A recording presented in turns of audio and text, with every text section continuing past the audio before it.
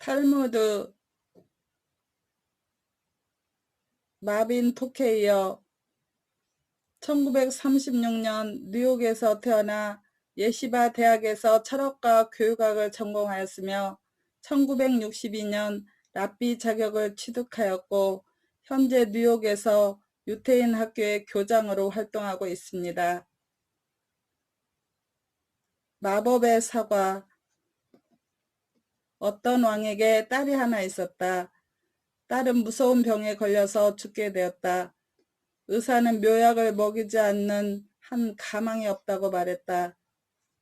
그래서 왕은 자기 딸의 병을 고치는 자에게는 딸을 아내로 주고 자신의 왕위를 물려주겠다는 포고를 내렸다.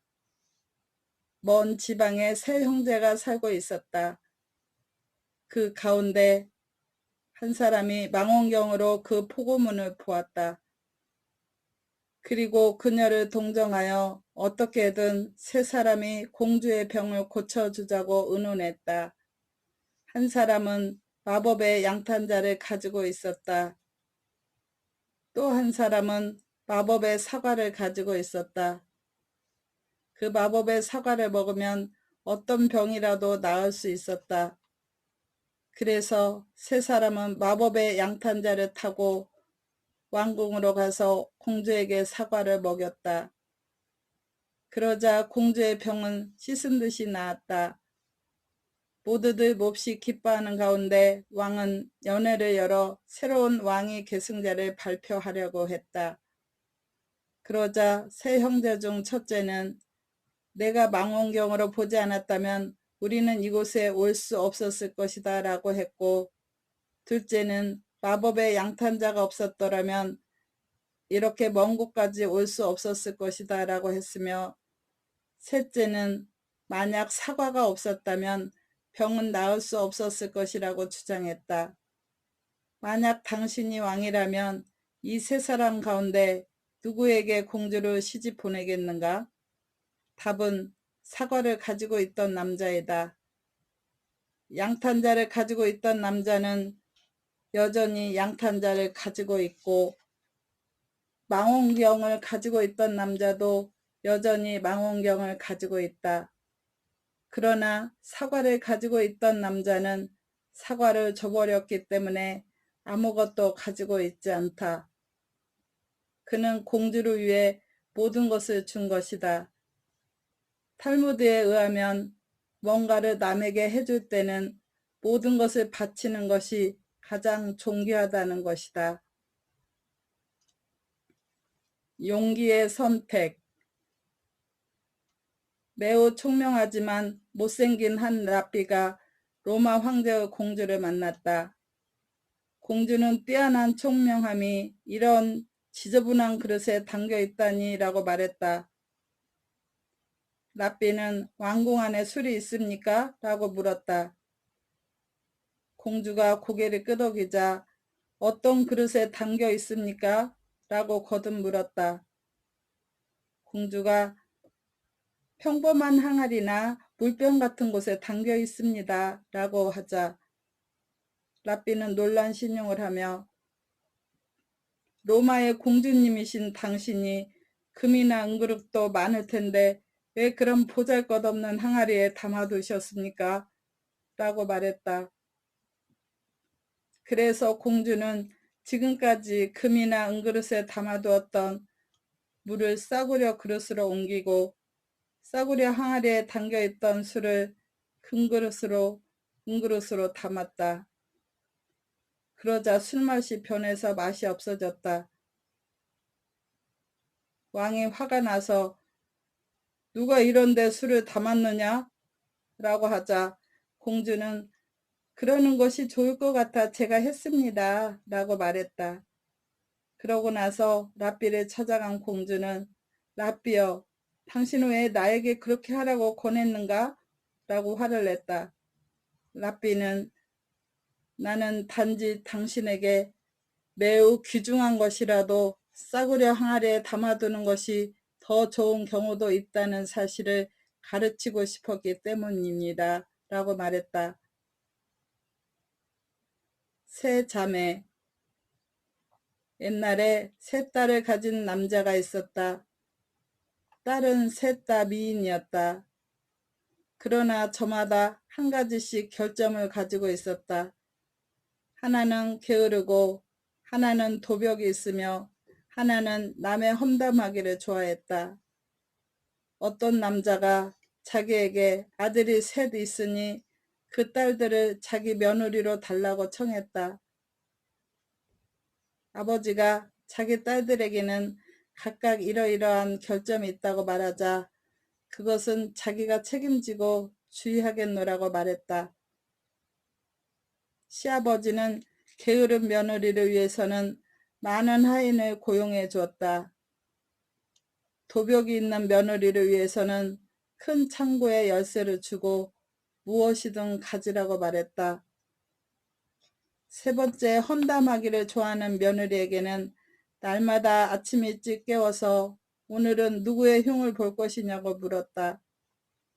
어느 날 친정아버지가 딸들의 결혼 생활이 원만한지 어떤지 살피러 갔다. 맏딸은 마음껏 게으름을 피울 수 있어서 즐겁다고 말했다. 둘째 딸은 물건을 갖고 싶을 때는 얼마든지 가질 수 있어서 행복하다고 말했다. 셋째 딸은 시아버지가 자기에게 남녀 관계를 요구하기 때문에 괴롭다고 말했다. 그러나 셋째 딸의 말만은 믿지 않았다. 왜 그랬을까? 그녀는 시아버지까지 헐뜯고 있었기 때문이다. 이비화근. 세상의 동물들이 뱀에게 야유를 보내고 있었다. 한 동물이 사자는 먹이를 넘어뜨린 후에 먹고 늑대는 먹이를 찢어서 먹는다. 그런데 너만은 먹이를 통째로 삼켜버린다. 왜 그런가? 라고 물었다. 그러자 뱀은 나는 그래도 남의 험담을 하는 사람보다는 낫다고 생각한다. 입으로 남을 상처 주지는 않으니까 라고 대꾸했다. 혀. 장사꾼이 거리를 걷고 있었다. 그는 인생의 비결을 살 사람이 없습니까? 라고 큰 소리로 외치며 다녔다. 거리를 지나던 사람들이 인생의 비결을 사기 위해 금세 모여들었다. 그 가운데는 랍비도 몇 사람 있었다. 모두들 빨리 팔라고 재촉하자 장사꾼은 인생을 참되게 살아가는 비결은 자기 혀를 조심해서 사용하는 것이오 라고 말했다. 혀 2. 어떤 랍비가 자기 제자들을 위해 만찬회를 열었다. 소의 혀나 양의 혀로 만든 요리가 나왔는데 그 중에는 딱딱한 혀와 부드러운 혀가 있었다. 제자들은 다투어 부드러운 혀를 잡으려 했다. 그때 랍비는 제자들에게 이렇게 말했다. 너희들도 자기 혀를 언제나 부드럽게 해두어라. 딱딱한 혀를 가진 인간은 남을 화나게 하거나 불화를 초래한다. 혀 3. 어떤 랍비가 하인에게 시장에 가서 뭔가 맛있는 것을 사오라고 했다. 하인은 혀를 사가지고 왔다. 이틀쯤 지나서 랍비가 다시 그 하인에게 오늘은 싼 음식을 사오라고 했다. 그러자 또 혀를 사가지고 왔다. 그래서 랍비는 내가 너에게 맛있는 걸 사오라고 했을 때도 혀를 사오더니 오늘은 싼 음식을 사오라고 했는데 또 혀를 사가지고 왔다. 어찌 된 까닭인가? 라고 물었다. 그러자 하인은 혀는 아주 좋으려면 그보다 좋은 것이 없고 나쁘려면 그보다 나쁜 것이 없기 때문입니다. 라고 대답했다. 하느님이 맡긴 보석. 메이어라는 랍비가 안식일에 예배당에서 설교를 하고 있었다. 바로 그때 그의 두 아이가 집에서 죽었다. 아내는 두 아이의 시체를 2층으로 옮긴 후 흰 천으로 덮어주었다. 랍비가 돌아오자 아내가 나는 당신에게 한 가지 묻고 싶은 말이 있습니다. 어떤 사람이 나에게 아주 값비싼 보석을 맡기며 보관해 달라고 했습니다.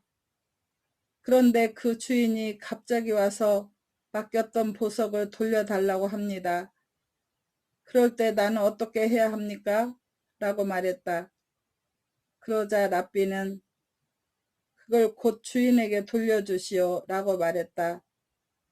그래서 아내는 실은 지금 막 하느님이 두 귀중한 보석을 하늘로 가지고 돌아가셨습니다 라고 말했다. 랍비는 아내의 말을 이해하고 아무 말도 하지 않았다. 노인의 지혜.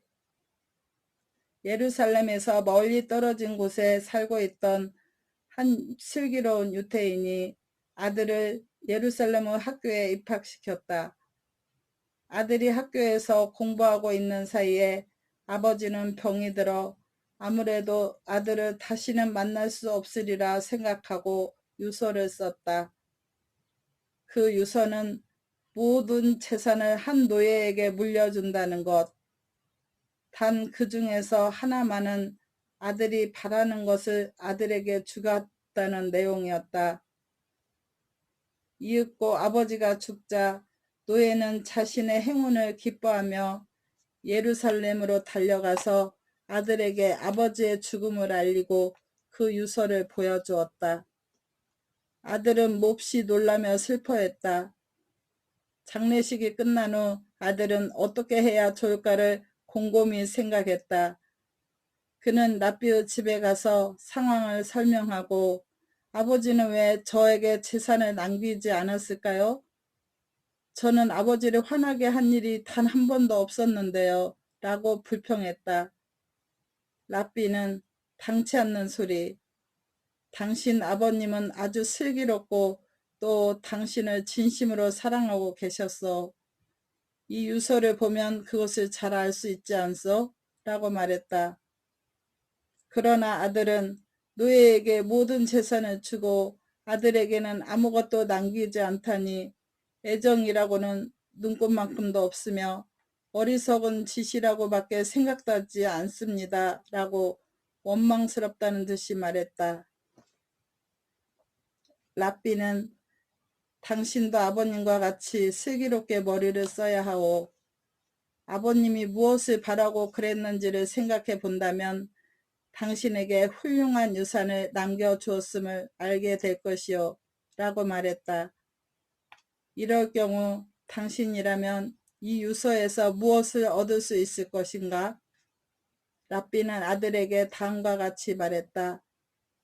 아버님은 자신이 죽을 때 당신이 곁에 없었으므로 노예가 재산을 가지고 달아나거나 재산을 써버리거나 자기가 죽은 사실조차 당신에게 알리지 않을지도 모른다고 생각하여 모든 재산을 노예에게 준 것이요. 재산을 전부 주면 노예는 기뻐서 서둘러 당신을 만나러 갈 것이고 재산도 소중하게 간직해 둘 것이라고 생각했던 것이요. 아들은 그것이 제게 무슨 소용이 있습니까? 라고 말했다. 그러자 랍비는 젊은 사람은 역시 지혜가 부족하건 노예의 재산은 전부 주인에게 속한다는 것을 모르시오? 당신 아버님이 한 가지는 당신에게 준다고 하시지 않았어? 당신은 노예를 가지면 되는 것이요. 이 얼마나 애정 깊고 슬기로운 생각이요. 그제서야 겨우 깨닫고 랍비가 일러준 대로 한 후 나중에 노예를 해방시켜 주었다. 그러면서 입버릇처럼 나이 든 사람의 지혜는 당해낼 수가 없다고 늘 말하는 것이었다. 붕대. 법률이라는 것은 약과 비슷하다.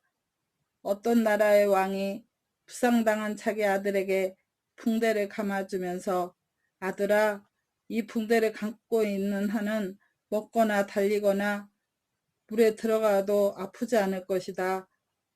그러나 이 붕대를 풀면 상처가 나빠질 것이다 라고 말했다. 인간도 마찬가지다. 인간의 마음속에는 나쁜 것을 바라는 성질이 있다. 그러나 법률을 벗어나지 않는 한 결코 성질이 나빠지는 일은 없다. 대왕의 정의. 알렉산더 대왕이 예루살렘에 왔을 때의 일이다. 유태인이 대왕에게 우리가 가지고 있는 금과 은을 보시고 싶습니까? 라고 물었다. 대왕은 나는 금과 은이라면 넘치도록 많이 가지고 있다. 그러니 조금도 원치 않는다. 단지 당신들의 습관과 당신들에게 있어서 정의란 무엇인가를 알고 싶을 뿐이다. 라고 말했다. 대왕이 머무는 동안 우연히 두 남자가 랍비에게 상담을 청하러 왔다. 두 사람 가운데 한 사람이 다른 한 사람에게 쓰레기 더미를 샀다. 그 쓰레기를 산 남자는 쓰레기 속에 상당히 값비싼 동전이 섞여 있는 것을 발견했다. 그래서 나는 이 쓰레기를 샀지 동전을 사지는 않았다 라고 판 남자에게 말했다.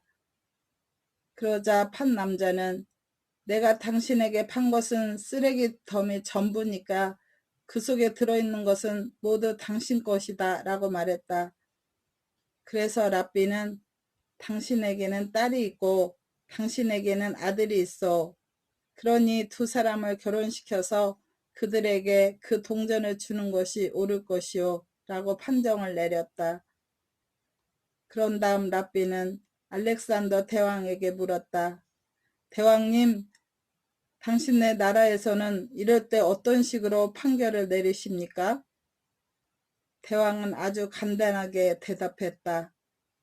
우리나라에서는 두 사람을 죽이고 내가 동전을 갖는다. 이것이 나의 정의다. 포도원. 어느 날 한 여우가 포도원 옆에 서서 어떻게든 그 속에 들어가려 하고 있었다. 그러나 울타리가 있어서 들어갈 수가 없었다. 그래서 여우는 3일 동안의 단식으로 몸을 줄여서야 겨우 울타리 사이를 비집고 들어갈 수 있었다. 포도원에 들어간 여우는 배불리 실컷 먹은 후 다시 포도원에서 빠져나오려고 했지만 이번에는 배가 너무 불러서 울타리를 빠져나올 수가 없었다. 그래서 할 수 없이 또 3일 동안을 단식해서 몸을 줄이고 나서야 겨우 빠져나올 수 있었다. 그때 여우는 이렇게 말했다. 결국 뱃속은 들어갈 때나 나올 때나 똑같군. 인생도 마찬가지다. 알몸으로 태어나 죽을 때 역시 알몸으로 죽어야 한다. 사람은 죽어서 가족과 부귀와 선행, 이 세 가지를 세상에 남기게 된다. 그러나 선행 외에는 별로 중요한 것이 못 된다. 복수와 증오.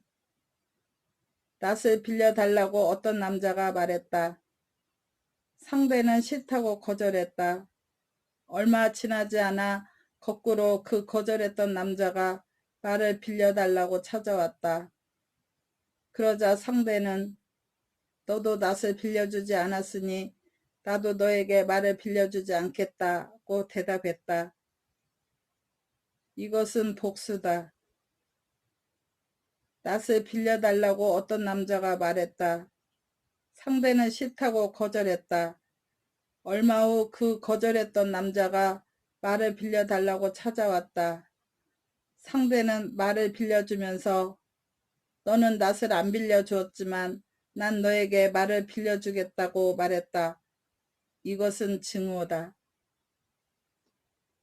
선의 작은 악. 지구를 휩쓴 대홍수가 있었을 때 모든 동물이 노아의 방주로 모여들었다. 선도 서둘러 달려왔다. 그러자 노아가 선을 태우기를 거절했다.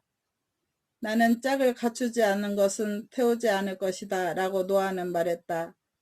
그래서 선은 숲으로 돌아가서 자기 짝이 될 상대를 찾았다. 그래서 악을 데리고 배로 돌아왔다. 그 이후 선이 있는 곳에는 항상 악이 있게 되었다. 열매. 어떤 노인이 뜰에서 묘목을 심고 있었다. 마침 그곳을 지나던 한 나그네가 노인정은 대체 그 나무에서 열매가 언제쯤 열릴 것이라고 생각하십니까? 라고 물었다. 노인은 한 70년쯤 지나야 되겠죠 라고 대답했다. 나그네가 다시 그럼 노인장께서 그렇게 오래 사신단 말씀이십니까? 라고 묻자 노인은 이렇게 대답했다. 아니 그렇지 않소. 내가 태어날 때 가수원에는 풍요롭게 열매가 열려 있었소. 그것은 내가 태어나기 전에 아버지가 나를 위해 묘목을 심으셨기 때문이요. 이도 그와 마찬가지일 뿐이요. 장님의 초롱. 캄캄한 곳을 어떤 남자가 걸어가고 있었다. 그러자 저쪽에서 장님이 초롱을 들고 걸어왔다. 그래서 남자는 당신은 눈이 안 보이는데 왜 초롱을 들고 나가시오? 라고 물었다. 장님은 내가 이것을 들고 걸으면 내가 걷고 있다는 것을 눈뜬 사람들이 알 수 있기 때문이요. 라고 말했다. 7번째 사람. 어떤 랍비가 내일 아침에 6사람이 모여서 어떤 문제를 해결하기로 했다고 말했다. 그런데 다음날 아침이 되자 7사람이 모였다. 한 사람은 초대받지 않은 사람이었다. 랍비는 그 7번째 사람이 누군지 몰랐다.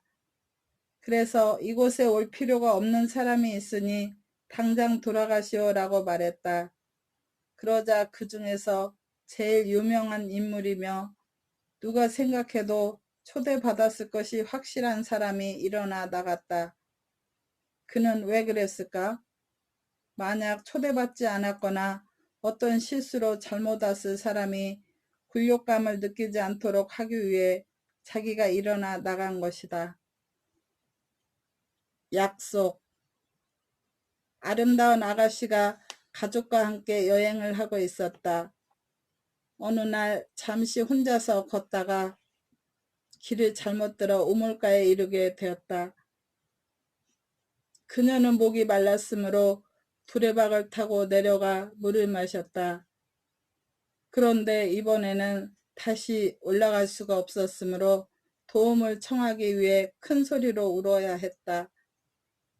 마침 그때 한 젊은이가 지나가다 그녀를 도와준 후 두 사람은 사랑을 약속한 사이가 되었다. 어느 날 젊은이는 또다시 여행을 떠나야 했으므로 그녀와 마지막으로 만나서 서로에게 성실하기로 약속했다. 서로 결혼할 수 있는 날까지 언제까지나 기다리자고 했다.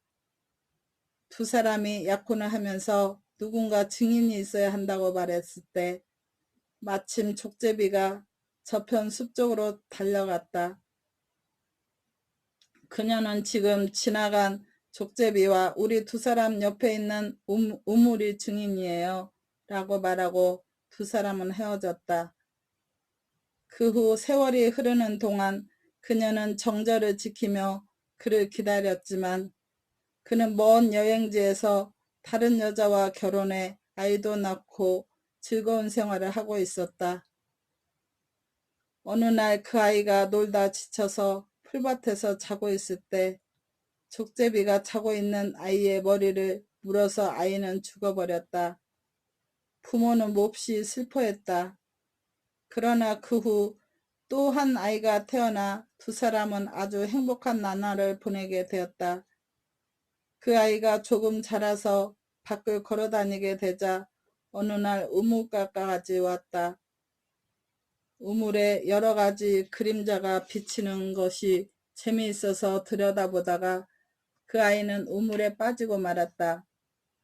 그제서야 그 남자는 옛날 한 아가씨와 맹세한 약속을 떠올리고 그때의 증인이 족제비와 우물이었다는 사실도 생각해냈다. 그는 아내에게 그 이야기를 하고 이혼했다. 그는 아가씨가 있는 마을로 돌아왔다. 그때까지도 아가씨는 혼자서 그를 기다리고 있었으므로 두 사람은 결혼해서 행복하게 살았다. 가정의 평화. 메이어라는 랍비는 아주 설교를 잘하는 것으로 알려져 있었다. 매주 금요일 밤이면 예배당에서 설교를 했다. 수백 명의 사람들이 그의 설교를 듣기 위해 그곳으로 모여들었다. 그 가운데 한 사람, 그의 설교를 몹시 좋아하는 여자가 있었다. 보통 유대 여인들은 금요일 밤에는 다음 날의 안식일을 위해 요리를 만들거나 해야 했지만 그 여자만은 일을 하지 않고 그의 설교를 들으러 왔다. 그는 오랫동안 설교를 했고 그녀는 만족을 느끼며 집으로 돌아갔다. 그런데 문 밖에서 그녀를 기다리던 남편이 내일은 안식일인데 아직 요리도 준비하지 않았다고 화를 냈다. 당신 도대체 어디 갔다 왔어? 라고 그는 물었다. 그녀는 예배당에 가서 랍비 메이어 설교를 듣고 왔어요. 라고 대답했다. 그러자 그는 몹시 화를 내며 당신이 랍비 얼굴에 침을 뱉고 들어오기 전까지는 집에 들어올 수 없다고 말했다. 그래서 그녀는 그녀의 친구와 함께 생활해야만 했다. 메이어는 그 이야기를 듣고 자기 설교가 너무 길었기 때문에 한 가정의 평화를 깨뜨렸다는 것을 깨닫고 그녀를 초대해서 자기 눈이 아프다고 호소했다. 이것은 침으로 씻는 것이 좋을 것 같소. 그렇게 하면 편해질 것이요. 당신이 좀 씻어주시오 라고 말했다. 그러자 그녀는 얼떨결에 그의 눈을 향해 침을 뱉었다. 제자들이 그토록 고명하신 선생님의 얼굴에 어째서 침을 뱉도록 그냥 내버려 두셨습니까? 라고 말했다. 랍비는 가정의 평화를 되찾기 위해서는 무슨 일이든 해야 한다고 말했다. 꼬리와 머리. 뱀이 있었다. 뱀의 꼬리는 언제나 머리 뒤에 달라붙어 따라다녀야만 했다. 마침내 어느 날 꼬리는 불만을 터뜨리고 머리에게 말했다.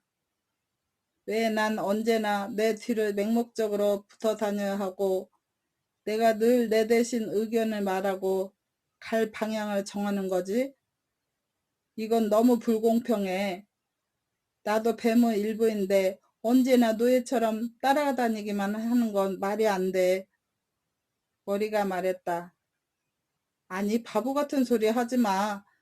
넌 앞을 볼 수 있는 눈도 없고 위험을 알아챌 수 있는 귀도 없고 행동을 결정할 수 있는 두뇌도 없잖아. 난 결코 나 자신을 위해 이 모든 일을 하고 있는 것이 아니야. 널 생각하기 때문에 언제나 널 이끌어주고 있는 거야. 꼬리가 큰 소리로 웃으며 그런 말은 이제 질렸어. 어떤 독재자나 압제자도 모두 따르는 자를 위해서 일한다는 핑계를 대며 자기 멋대로 행동하고 있다고 말했다. 머리는 그렇다면 내가 대신 내 역할을 해봐 라고 말했다. 그러자 꼬리는 기뻐하며 앞장서서 움직이기 시작했다. 그러나 금방 도랑에 빠져버렸다. 머리는 천시만고 끝에 겨우 도랑에서 기어나올 수가 있었다. 조금 지나자 꼬리는 가시덤불 속으로 들어가 버리고 말았다. 그러나 꼬리가 애를 태울수록 점점 덤불 속으로 빠져들어가서 어쩔 수가 없게 되었다. 이번에도 겨우 머리의 도움을 받아 가시에 찔려가며 간신히 숲에서 빠져나올 수가 있었다. 꼬리가 또 앞장서서 나갔는데 이번에는 활활 타고 있는 불길 속으로 들어가 버렸다. 점점 몸이 뜨거워지고 갑자기 주위가 캄캄해지자 뱀은 무서워지기 시작했다. 다급해진 머리가 필사적으로 빠져나오려고 했지만 때는 이미 늦었다. 몸은 불타고 머리도 함께 죽어버렸다. 머리는 결국 맹목적인 꼬리 때문에 희생된 것이다. 지도자를 고를 때는 언제나 머리를 골라야 하며 이 꼬리 같은 자를 골라서는 안 된다. 최선을 다하다. 예루살렘에 사는 어떤 사람이 여행 도중에 병이 났다. 그는 자기는 이제 가망이 없다고 생각하고 여관 주인을 불러 나는 이제 곧 죽게 될 텐데 내가 죽은 것을 알고 예루살렘에서 누가 찾아오면 내 소유물을 건네주시오. 단 3가지 슬기로운 행동을 하지 않으면 내 소유물을 절대로 주지 마시오. 왜냐하면 내가 여행을 떠나기 전 내 아들에게 만약 내가 여행 중에 죽으면 내 유산을 상속받기 위해서는 3가지의 슬기로운 행동을 해야 한다고 말했으니까요. 라고 말했다. 남자는 죽었고 유태 장례식에 의해 매장되었다. 그와 동시에 마을 사람들에게 남자의 죽음이 알려졌고 예루살렘에도 사람을 보냈다. 아들이 예루살렘에서 아버지의 부음을 듣고 아버지가 돌아가신 마을 입구까지 왔다. 그는 아버지가 돌아가신 줄 알지 못했다. 그 이유는 아버지가 자기가 묵던 여관을 아들에게 말하지 말라고 유언했기 때문에 아들은 스스로 그 집을 찾아야만 했다. 마침 뗄나무 장수가 장작을 많이 지고 지나갔다. 아들은 그를 불러 세워 장작을 산 다음 예루살렘에서 온 나그네가 죽은 여관에 그 장작을 가지고 가라고 말하고 그 뒤를 따라갔다. 여관 주인은 난 장작을 산 일이 없다고 말했다. 그러자 뗄나무 장수는 아니 지금 내 뒤에 오는 사람이 이 장작을 사서 이곳으로 가지고 가라고 한 것입니다. 라고 했다. 이것은 첫 번째 슬기로운 행동이었다. 여관 주인은 기꺼이 그를 맞이하여 저녁 식사를 준비해 주었다.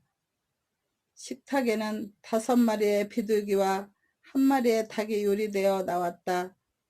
아들 외에 여관 주인과 그의 부인, 2아들과 2딸 등 7명이 식탁에 앉았다.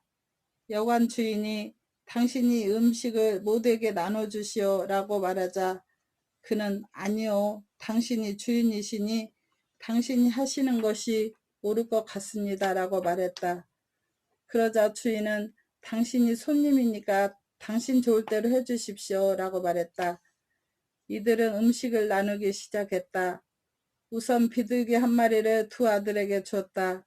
또 1마리의 비둘기는 2딸에게 주고 주인 부부에게 비둘기 1마리를 준 후 2마리의 비둘기를 가졌다. 이것은 그에게서 2번째 슬기로운 행동이었다. 여관 주인은 그것을 보고 몹시 당황한 표정을 지었지만 아무 말도 하지 않았다. 다음에 아들은 닭을 나누기 시작했다. 우선 머리를 부부에게 주었고 2아들에게는 다리를 주었다. 2딸에게는 날개를 주고 나머지 큰 몸체는 자기가 가졌다. 이것은 3번째 슬기로운 행동이었다. 여관 주인은 마침내 화가 나서 당신네 나라에서는 이렇게 하는가? 당신이 비둘기를 나눴을 때는 그래도 가만히 참았지만 닭을 나누는 것을 보니 더 이상 참을 수가 없어. 도대체 이건 무슨 뜻이오? 라고 고함쳤다. 젊은이는 나는 음식 나누는 일을 떠맡고 싶지 않았습니다. 하지만 당신이 꼭 해달라고 했으므로 최선을 다했습니다. 당신과 부인과 비둘기로 셋, 2아들과 비둘기 1마리로 셋, 딸 2과 비둘기 1마리로 셋, 그리고 비둘기 2마리와 내가 셋이 됩니다. 이건 아주 공평한 것입니다. 그리고 당신은 이 댁의 가장이니까 닭의 머리를 드렸습니다. 당신의 2아들은 이 집의 기둥이므로 2다리를 주었고 2딸에게 날개를 준 것은 곧 날개가 돋아 나무집에 시집을 가야 하기 때문입니다. 저는 배를 타고 이곳에 왔으며 다시 배를 타고 돌아가야 하므로 몸통 부분을 가진 것입니다. 빨리 아버지의 유산을 물려주십시오. 라고 말했다.